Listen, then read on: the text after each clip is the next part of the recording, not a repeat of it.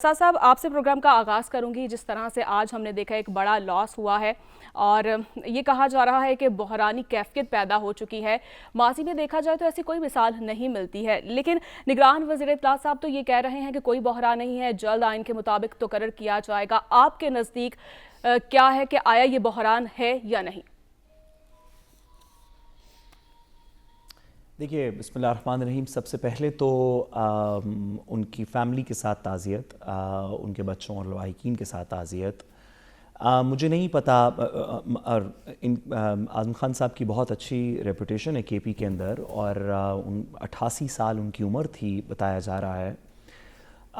उनकी खिदमत पाकिस्तान ने बहुत दहाइयों पहले बहुत अरसे के लिए बड़ी अच्छी तरीके से ली। मुझे नहीं पता कि इस तरह की एज में आप जब अपॉइंटमेंट्स होती हैं तो उनके अंदर थोड़ा रिस्क तो नेचुरली रहता है। ज़िंदगी तो अल्लाह ताला के हाथ में है, लेकिन आपने देखा था कि सईदुज़्ज़मान सिद्दीकी साहब जिनको सिंध के अंदर गवर्नर लगाया गया था, वो भी एक ऐसी फॉर्मर चीफ जस्टिस थे, वो भी एक ऐसी उम्र के अंदर लगाया गया जहाँ से वो चंद ही महीनों बाद इंतकाल कर गए।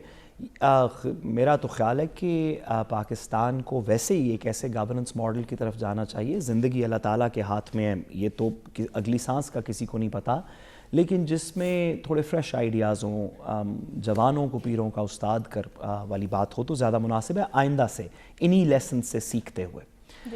देखिए, जहाँ तक आपने और हम उनकी फ़ैमिली के साथ ताज़ियत करते हुए और उनकी खिदमात को सराहते और सेलिब्रेट करते हुए मैं ये कहता चलूँ कि कॉन्स्टिट्यूशन इस तरह की चीज़ें, इस तरह की नागहानी सूरत हाल को एक्सप्रेसली तो कॉन्टम्पलेट नहीं करता, ना ही दुनिया का कोई आइन भी नहीं करता। ये तो कोई नहीं सोचता कि इस पीरियड के अंदर अगर इस तरह हो गया तो फिर आगे उसके एक्सप्रेस प्रोसीजर्स क्या होंगे। लेकिन ये बात तो वाज़ेह है कि जब तक, क्योंकि कानून में इस तरह की सिचुएशन को एक्सप्रेसली कॉन्टम्पलेट नहीं किया गया, यानी कि वाज़े तौर पे उसका कोई तहरीरी प्रोसीजर जो इस तरह की कॉन्स्टिट्यूशनल क्राइसिस ना क्रिएट करे, वो नहीं तहरीर किया गया, तो मुझे नहीं पता कि मुर्तज़ा सोलंकी साहब किस बेसिस पे कह रहे हैं कि ये बहरान नहीं है। ये एक बहरान है, इसको किसी तरीके हम इंशाल्लाह खुश असलूबी से निभाएंगे, लेकिन मुर्तज़ा सोलंकी साहब की अक्सर बातें मुझे समझ नहीं आती।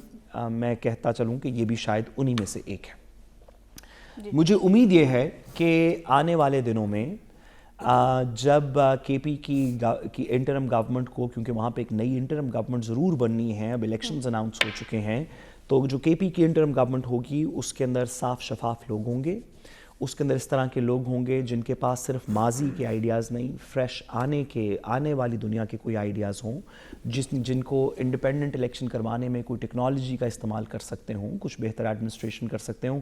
मुझे यकीन है कि ये ऐसे ही होगा।